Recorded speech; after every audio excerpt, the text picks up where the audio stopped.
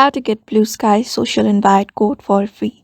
Hi everybody, welcome back to a new video. In this video, we're going to learn how you can get BlueSky Social Invite code for free on the BlueSky app. So without any delay, let's start with the process on how we can do it. But before that, don't forget to hit the like, share, and subscribe icon.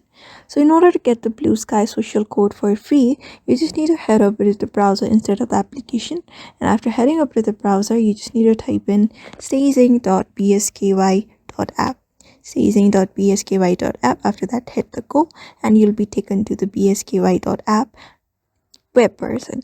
After you are taken to the web version, these are the steps you need to follow. Just head over to the menu bar at the top left. After that, you will be able to find your account here. If you have signed in, just tap and go on to the process of how you normally sign in using your username and password. And then after you are logged in into your account, what you're going to do is simply tap on this menu bar at the top left. After that, you can find this option called settings and privacy. Just tap on settings and you just need to log out of your account from here. Just sign out from here and you'll find the option called create account and sign in. We're just going to go on to the process of creating an account. And here under hosting provider, we're going to change the hosting provider into another.